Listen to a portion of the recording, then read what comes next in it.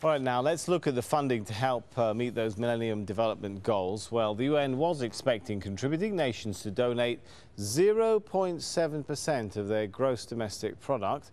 In 2011, though, Sweden was the top donor, providing around 1% of its GDP, but the major economies all failed to reach their targets. Germany, for example, Europe's largest economy, came up with just 0.4%.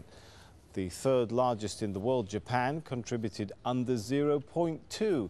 And the largest economy in the world, the United States, was off target, giving just above 0.2%.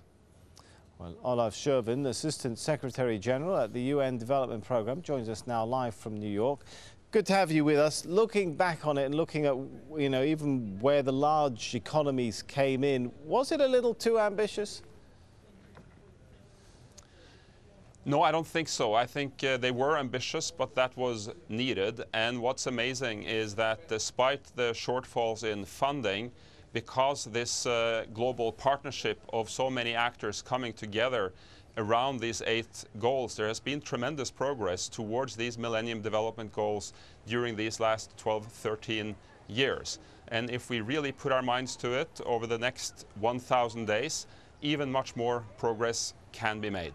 Do you really think, though, that in the 1,000 days that are left that the goals can be met? I mean, it seems like a mission impossible at this point, doesn't it? Well, the reality is that in about 2/3 of the developing countries, progress is very good towards most of these goals, and that is in and of itself quite amazing. The countries where we have the biggest gaps at the moment are the countries that are either in conflict or have recently emerged from conflict.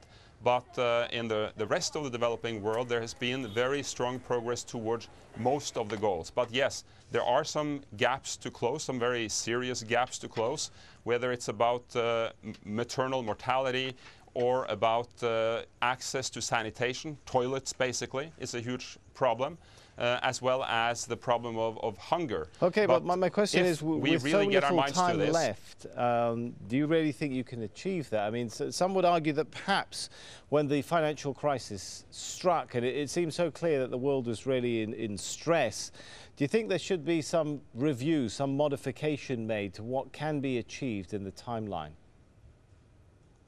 The most important thing is to combine all good forces, actors, governments, civil society, in all the countries concerned, as well as the international community, to zoom in on the remaining gaps and the bottlenecks. And this is what we're doing in almost 50 countries now.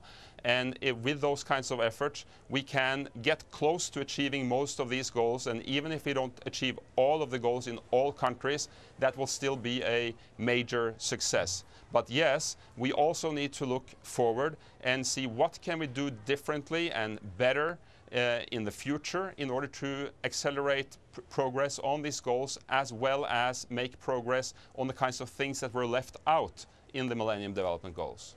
All right, let's look forward a little bit. What happens after 2015 or once we reach 2015? Well, right now, as we speak, there is a global conversation brewing all over the world about the kind of world people want to live in. This is in and of itself quite astonishing that for the first time in history we can have that kind of conversation, using social media, the fact that people now have access to cell phones in large parts of the world, but also using traditional means. And it's quite amazing the kinds of input we're now getting from people all over the world, be they smallholder farmers or youth in the cities, people with disabilities, indigenous people, like the communities we just saw in Guatemala. And they are giving their views as to what sort of goals do we need to have for the future.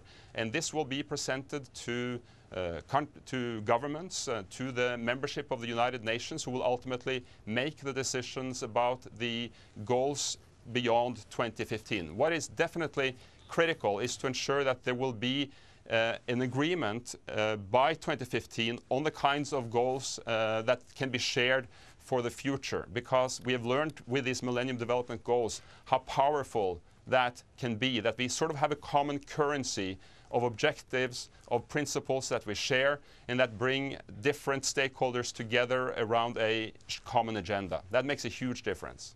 All right, thanks so much for your thoughts on that, Olav Kjorven.